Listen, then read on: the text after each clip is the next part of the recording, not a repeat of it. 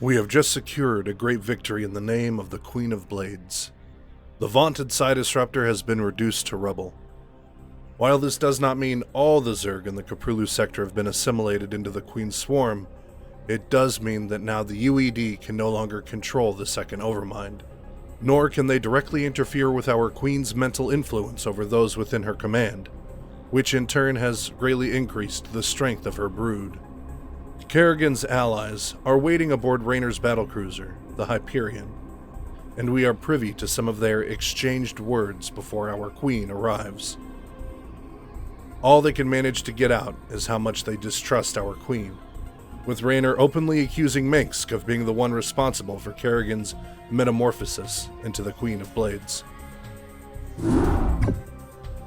Now that the Psi Disruptor has been destroyed and Kerrigan has regained control of her minions, I fear that she will forget our pact and turn on us. I know what you mean, Phoenix. I'd love to believe that she's on the level, but there's a part of me that just knows better. However, I do believe that she's serious about taking out the UED. The only real question left is what happens to us when she wins. If you ask me, she's completely untrustworthy. But so long as she'll help me retake Core Hall, I'll work with her. Shut up, Arcturus. If I wanted your damn opinion, I would have beaten it out of you. In case you forgot, you're the reason she became what she is in the first place. Our Queen arrives and cuts through the idle bickering, with Phoenix immediately getting to the first order of business. You boys should really learn to play nice with each other. Kerrigan, are your forces ready to assault Core Hall as we planned? Nearly. I still need a substantial cache of resources in order to build up my primary hive clusters. I'm wondering if you gentlemen wouldn't mind going on a fuel raid for me. It sounds like you've already got a plan. What are you thinking? I'm thinking that we should pay the Kel-Morian Combine a little visit. Moria is one of the largest resource nodes in the sector. If you can bypass their defenses and steal enough resources from them, we'll be able to afford a full-scale assault on Core Hall. Before we can liberate Core Hall from the clutches of the UED, we must first fill our coffers for the upcoming slaughter. Our wise Queen has selected the location of the Kel-Morian Combine for a raid. The Kel-Morian Combine is a massive mining coalition and the third major Terran power in the Caprulu sector. While we have not seen them directly involved in any open conflict over the previous 48 Starcraft missions, they have always been a present power. They were the group opposing the Terran Confederacy in the Guild Wars until their inevitable loss, which resulted in them coming under the Confederacy's protection. They were left to their own devices, but now they shared their spoils with the Confederacy. And when the Dominion overthrew the Confederacy, the Kel-Morian Combine was then brought under the Dominion's protection as well. While their strength is not to be underestimated, their sole focus is the acquiring of wealth from the lucrative planets under their direct control. It's risky, but I think we can handle it. Phoenix, are you into this? If it betters our chances, I will lead the assault myself. Great. Let's get moving. Raynor is on board with the mission, and requests that Phoenix have a hand in our efforts. The brave Protoss volunteers to lead our forces on this pirate raid, and with that, our three allies leave the briefing room. Do you think they suspect anything, my queen? Of course. They aren't stupid, Duran. They're siding with the evil they know over the evil they don't. They simply don't yet realize what it will cost them. Duran asks a cryptic question of our queen, and we depart the briefing room on a hint of mystery. What does our queen have planned for the future? Cerebrin, I want you to infest as many Terran command centers as possible. Once they're infested, we'll be able to use them in our coming assault on Core Hall. We are given a sizable force, with Phoenix at the head of it. Our insightful queen also requests we infest a few of the Terran command centers for the battles to come. Our forces are under attack.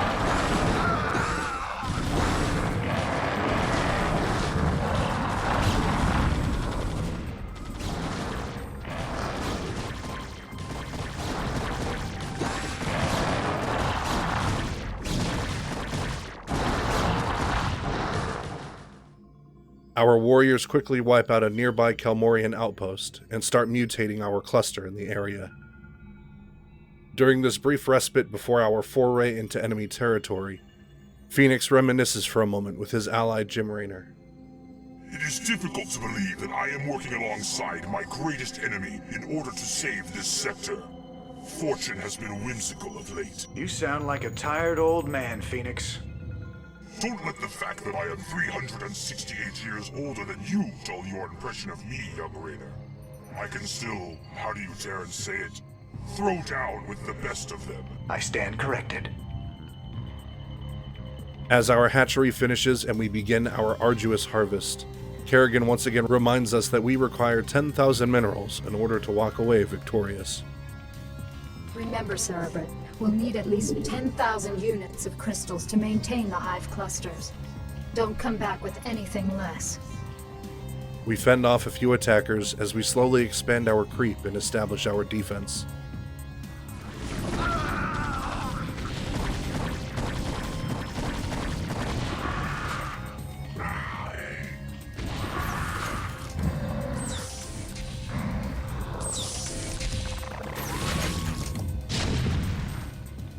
We understand that for a while, we will be spending all the minerals we mine so that we can establish the necessary tech upgrades and facilitate the troops required to expand into enemy territory.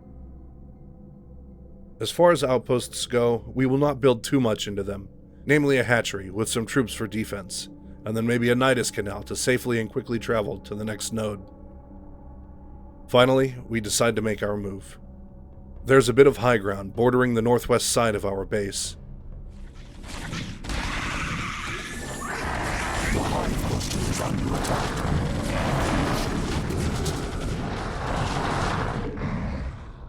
We transport a couple Ultralisks to probe their defenses.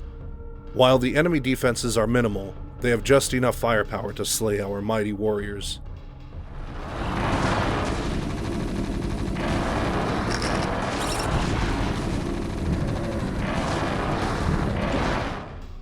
We follow up with some Zerglings and Hydralisks to clean up the area and begin mutating our first outpost. Enemy ranged units continually harass and antagonize our warriors from the low ground. We bring in a few Guardians to harass them back. Aerial bombardments from just outside their range will easily push them back and away from our workers. There is an enemy command center just in the range of our vision, and we set our sights on infesting it. While we're distracted with this front, a few enemy Marines sneak into the rear of our base and begin firing upon our extractor. We quickly mutate some Zerglings and drive them back, but not after they destroy the building. As we recover from the attack, Phoenix reflects on the impressive nature of Terran greed. It is strange that this Kel-Morian Combine continues to operate while the UED grips the Dominion with an iron fist. I'll never underestimate the motivational effects of Terran greed again. And as we turn our attention back to the northwest front, we find that in our Guardians' fervor for battle, they destroyed the enemy command center. We will have to be especially attentive in our next skirmishes as we do not wish to disappoint our queen. With the north secured, we refocus our efforts more to the east, where the enemy snuck into our rear.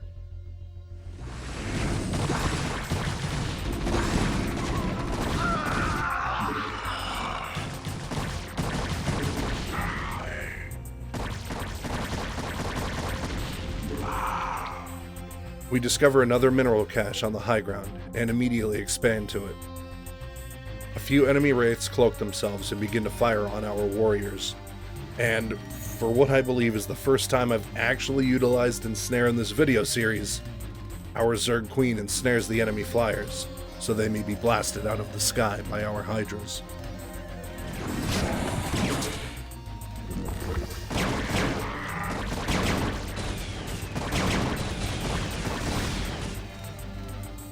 We set up a Nidus canal between our two outposts. We attempt to brute force our way through the terran entrenched in this area.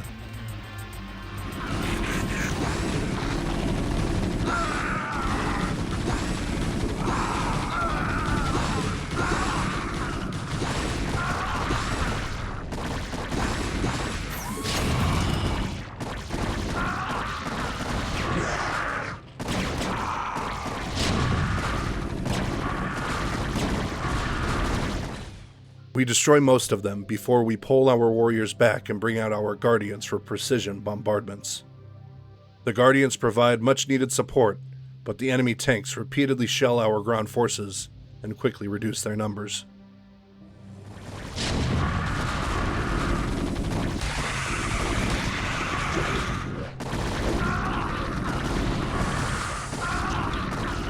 All forces are under attack.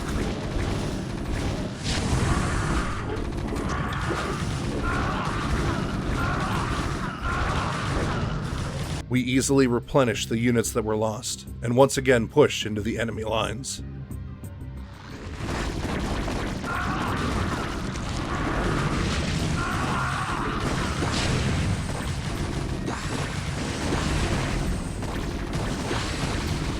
Forces are under attack.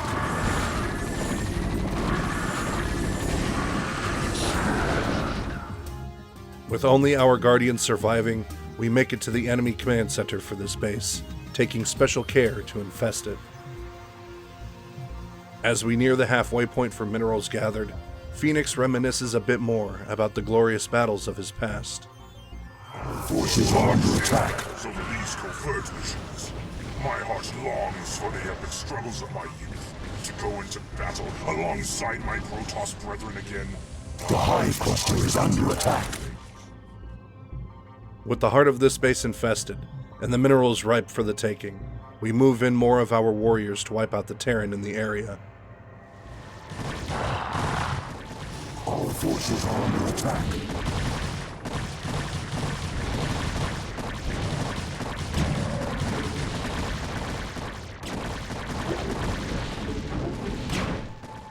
We venture north in search of another command center, and find a different faction of Terran.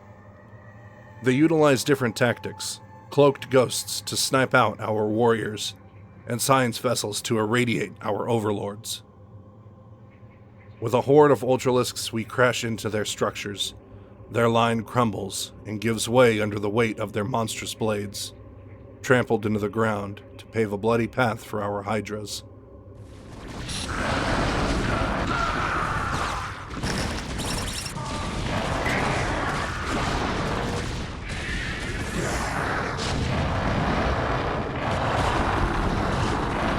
Forces are under attack.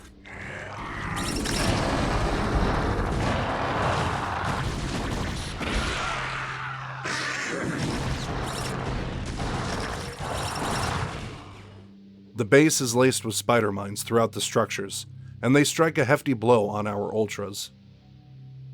The enemy scrambles to repair and reinforce our base, but it's a fruitless effort.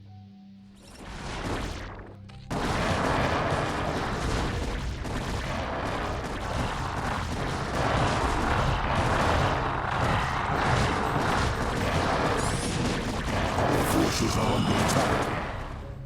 Our warriors slowly pour into the base and clear the way to the command center. All forces are under attack.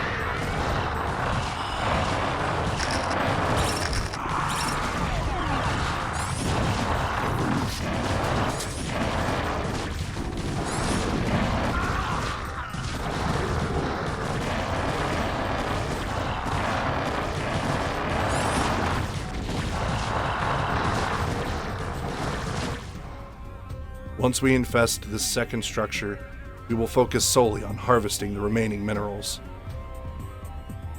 With only small skirmishes happening across the battlefield, our drones are left to their work, and within minutes, we reach the quota set upon us by the Queen of Blades. Phoenix radios that our work is complete, and we are to return to the rest of our forces. Kerrigan, we have reached our resource quota, and will be returning to Tarsonis. Victory for the Swarm.